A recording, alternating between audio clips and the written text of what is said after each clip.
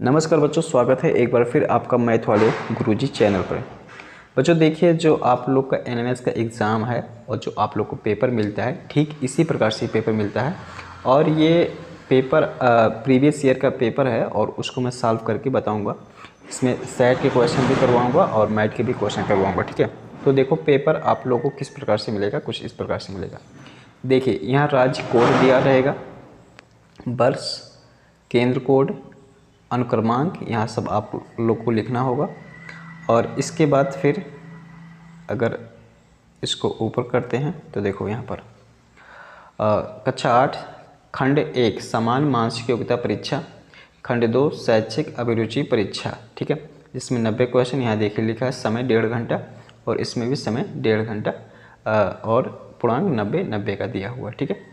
इसको और भी आगे करते हैं तो ये परीक्षार्थियों के लिए निर्देश दिया गया है, इसको आप पढ़ सकते हैं, ठीक है। ये चीज़ें सब कुछ दिया हुआ है और इसको मैं ऊपर करता हूँ।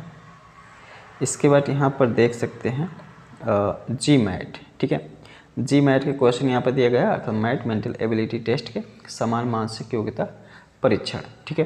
तो इसके 90 क्वेश्चन हैं, ठीक है। तो अभी मैं मैट के क्वेश्चन नहीं करवा रहा हूँ, मैं सबसे पहले सेट के क्वेश्चन करवा रहा हूँ, ठीक है। तो आइए हम सेट के पोर्शन में आ जाते हैं। तो इसको आगे बढ़ाएंगे।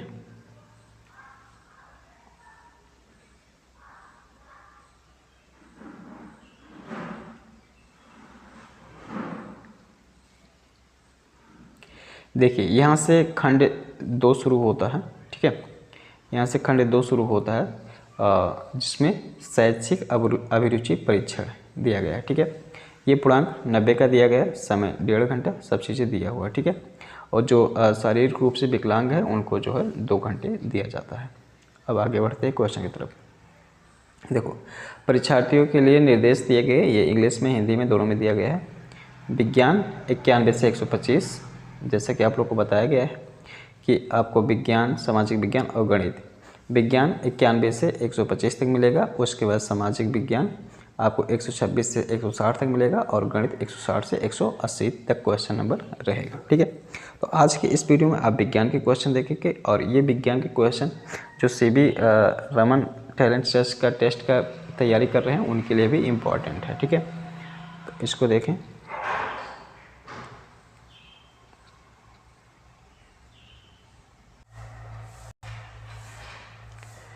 तो खाने के सोडे का रासायनिक सूत्र है NaCO3 हो जाएगा, सेकेंड वाला ऑप्शन, जिसे बोलते हैं सोडियम बाइकार्बोनेट, ठीक है। जो सेकेंड ऑप्शन सही है।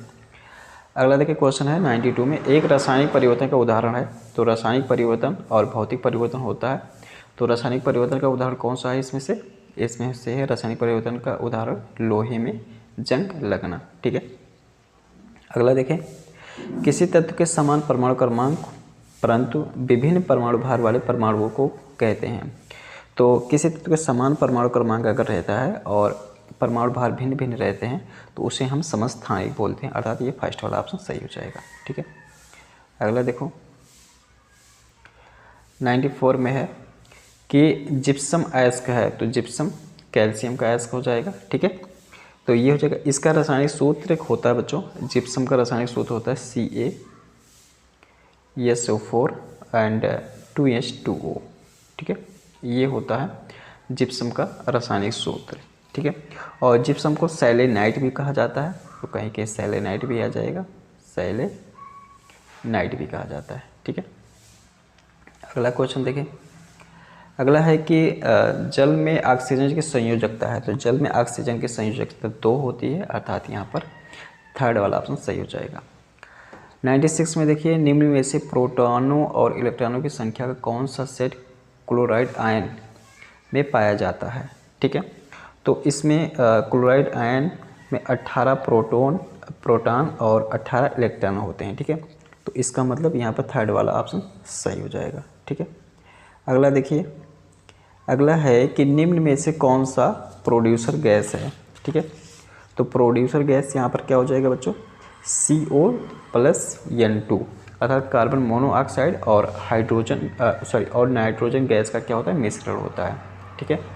प्रोड्यूसर गैस क्या होता है? कार्बन मोनोऑक्साइड और नाइट्रोजन गैस का मिश्रण होता है, अर्थात यहाँ पर थर्ड वाला ऑप्शन सही हो जाएगा। ठीक है, अगला देखो, निम्न में से कौन सा असंतृप्त हाइड्रोकार्बन है? तो यहाँ पर एथिलीन हो जाएगा। ठीक है, थर्ड वाला।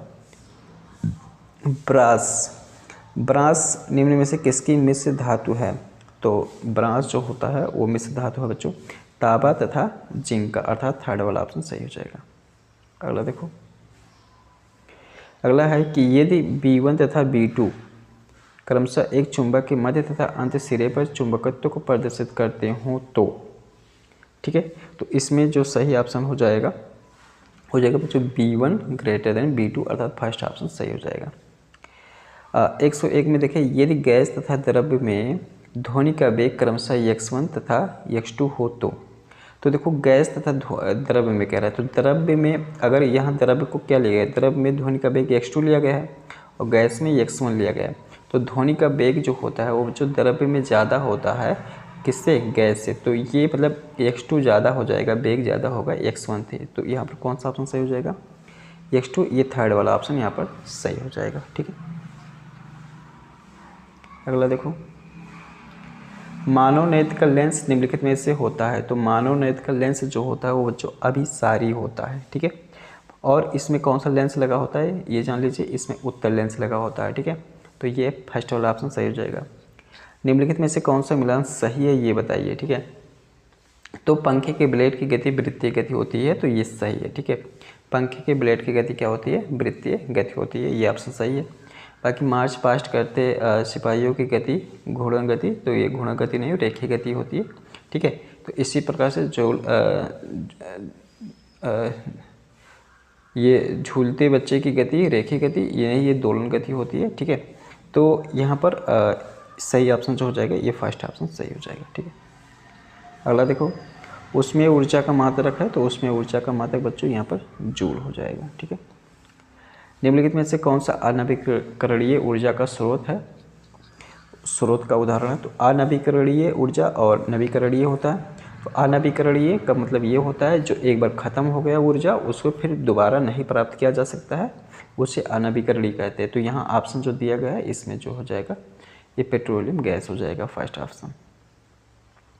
निम्नलिखित में से कौन ध्वनि परावर्तन का उदाहरण नहीं है? तो ये इसमें ध्वनि परावर्तन का उदाहरण नहीं है। ठीक है, तो इसमें हो जाएगा अनुरणन हो जाएगा। ठीक है, ये सेकेंड वाला ऑप्शन हो जाएगा। इसमें देखो प्रतिध्वनि, खिलौना, टेलीफोन, इनमें से कोई नहीं, तो इसमें जो सही ऑप्शन हो जाएगा वो अनुरणन हो जाएगा। ठीक है, अगला देखो, निम्नलिखित में से कौन ब्राउजर नेम है? तो Netscape, world wide web, Larcher, email, तो इसमें ब्राउजर नेम जो हो जाएगा वो नेटस्केप है बच्चों। ठीक है, अगला देखो, प्रकाश की किरणें जब प्रकाशीय केंद्र से होकर गुजरती हैं तो उनमें विचलन नहीं होता है, सही बात है।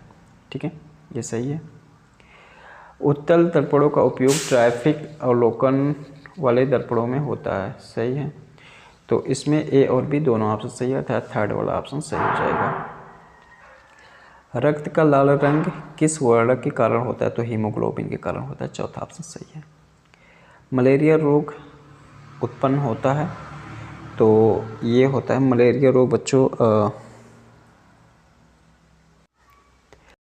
मलेरिया रोग बच्चों यहाँ पर प्लाज्मोडियम द्वारा होता है। ठीक है, ये चौथा ऑप्शन सही हो जाएगा। ठीक है, सर्वदाता रुधिर वर्ग है, तो सर्वदाता अर्थात ये जो सभी को रुधिर दे सकता है वो होता है, ओ ग्रुप होता है, तो ओ वर्ग है, तो यहाँ पर ये चौथा ऑप्शन सही हो जाएगा। केचुए में उत्सर्जी अंग होता है, तो केचुए में उत्सर्जी अंग यहाँ पर बच्चों उत्सर्गिका हो जाएगा। ठीक है, उत्सर्गिका इसमें जो ऑप्शन दिया है वो सही हो जाएगा। ठीक है, इसको देखो इंग्लिश में नेपिडिया भी बोलते हैं, नेप्रीडिया बोलते हैं। ठीक है, तो इसको ध्यान रखना है, कभी कभी यहाँ उत्सर्गिका के जगह पे नेपिडिया भी आ जाता है, तो इसको ध्यान रखना है। ठीक है, सर्वणेंद्रिय हैं, इसको और पकड़, तो सर्वणेंद्रिय यहाँ पर क्या हो जाएगा, सर्वणेंद्रिय मतलब जो सुनने के काम आती है, तो सुनने का काम क्या आता है बच्चों, यहाँ पर कान आता है। ठीक है, तो ये ऑप्शन सही हो जाएगा। विटामिन डी की कमी से होता है, तो विटामिन डी की कमी से एनीमिया होता है। ठीक है, मानव शरीर की सबसे बड़ी पाचक ग्रंथि है, तो क्या होता है, यकृत। ठीक बच्चों, ये हो जाएगा। अगला देखो, निम्न में से किसमें मुकुलन विधि द्वारा प्रजनन होता है? तो मुकुलन विधि द्वारा प्रजनन यहाँ पर बच्चों जो होता है वो हाइड्रा में होता है। ठीक है, ये फर्स्ट वाला ऑप्शन सही हो जाएगा। अगला देखो, निम्न में से कौन एक तंत्रिका कोशिका का भाग नहीं है? तो निम्न में से कौन सा एक तंत्रिका कोशिका का भाग नहीं है? तो यहाँ ऑप्शन जो दिया गया एक्सान, डेंड्राइट, केंद्रक, रीढ़ रज्जु। तो इसमें रीढ़ रज्जु सही हो जाएगा। ये कोशिका तंत्रिका कोशिका का भाग नहीं है। नागफनी का पौधा है, तो नागफनी मरुस्थलीय में पाया जाता है, ठीक है। इसको कैक्टस भी बोलते हैं। निम्न में से कौन रेशा प्रदान करने वाला पौधा है? तो रेशा प्रदान कौन सा करता है इसमें सोचिए भाई, जूट प्रदान करता है, ठीक है बच्चों। तो ये हो जाएगा। अगला देखो, कोशिका का ऊर्जा ग्रह है, तो कोशिका का ऊर्जा माइटोकॉन्ड्रिया है, ठीक है। कुनैन की छाल को किस बीमारी के इलाज के लिए इस्तेमाल किया जाता है? तो ये मलेरिया के लिए या किया जाता है बच्चों, ठीक है। मलेरिया के इलाज की बीमारी के लिए किया जाता है, ठीक है। ब्रायोफाइलम प्रजनन किसके द्वारा होता है? तो ब्रायोफाइलम प्रजनन ये पत्ती से होता है बच्चों, ठीक है। ये हो जाएगा। अगला देखो, निम्न में से किस शैवाल का प्रयोग जैव उर्वरक के रूप में किया जाता है? तो जैव उर्वरक के रूप में बच्चों एजोला को किया जाता है, ठीक है। ये थर्ड ऑप्शन सही हो जाएगा। अगला देखो, वो प्रक्रिया जो दुग्ध में स्थित सभी सूक्ष्म कीटाणु को मार देती या निष्क्रिय कर देती है कहलाता है? तो ये प्रक्रिया बच्चों पाश्चराइजेशन कहलाता है, ठीक है। अतः सेकंड ऑप्शन सही हो जाएगा। अपुष्पी पौधा है, तो अपुष्पी पौधा यहाँ पर हो जाएगा फर्न, ठीक है। तो इस तरीके से बच्चों जितने भी क्वेश्चन थे वो क्वेश्चन बच्चों 91 से 125 तक जितने विज्ञान के क्वेश्चन बच्चों ख़त्म हुए, ठीक है।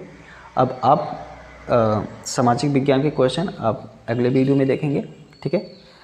तो अगर आपको वीडियो अच्छा लगा हो और हेल्पफुल लगा हो तो आप चैनल पे अगर नए हैं तो चैनल को सब्सक्राइब करें और वीडियो को लाइक भी कर दें।